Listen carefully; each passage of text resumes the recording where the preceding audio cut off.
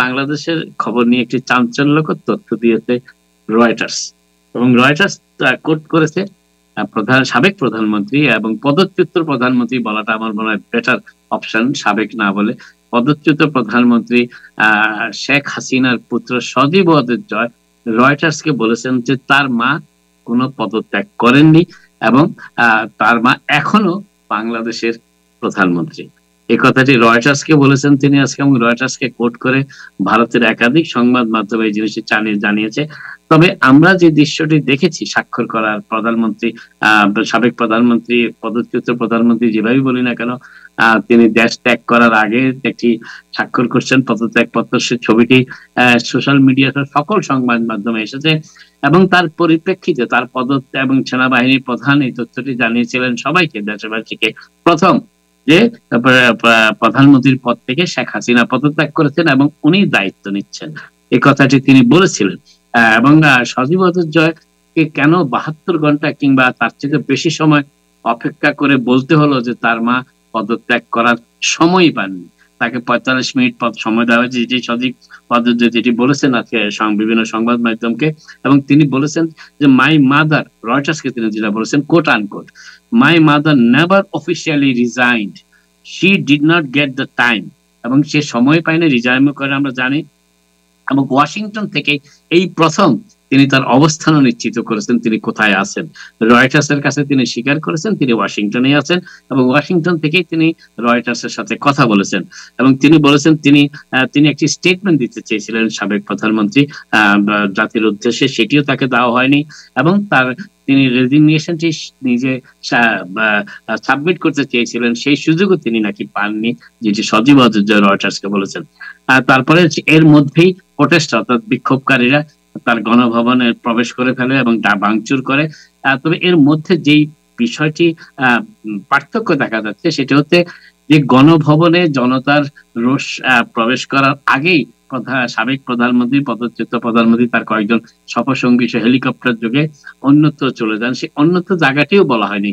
কোন কোন সংবাদ মাধ্যম এসেছে তিনি গণভবন থেকে বঙ্গভবন যান, কোন কোন সংবাদ মাধ্যম এসেছে তিনি গণভবন থেকে সরাসরি আগরতলা যান, কোন কোন সংবাদ মাধ্যমে এমনও খবর এসেছে তিনি যশোরে যান, যশোর থেকে আরেকটি হেলিকপ্টারে, বড় আকার হেলিকপ্টারে তিনি ভারতে যান।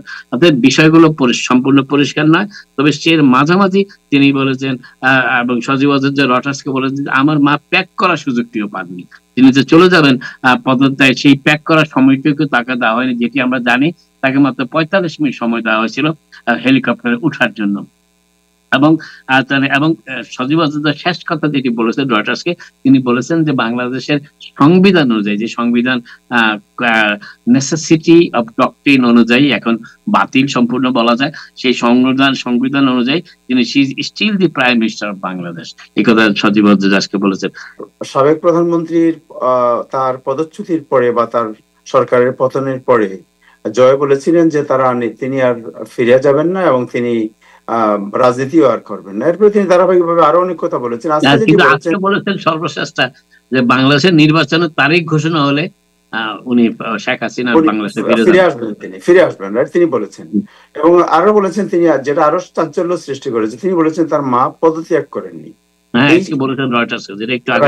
তিনি বলেছেন এই বিষয়গুলো তো আসলে খুব জটিল থেকে জটিলতর হচ্ছে, কারণ তিনি যদি পদত্যাগ না করেন তাহলে বাংলাদেশের সংবিধান অনুযায়ী অন্য প্রফেসর ইউনূস উনি কিভাবে আপনার শপথ নিতে পারেন, রাইট?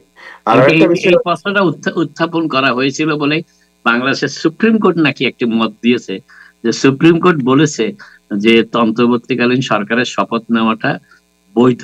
সুপ্রিম কোর্ট বলেছে, বাংলাদেশের সংবিধানে কি আছে সেটি জানি না, সুপ্রিম কোর্ট বলেছে।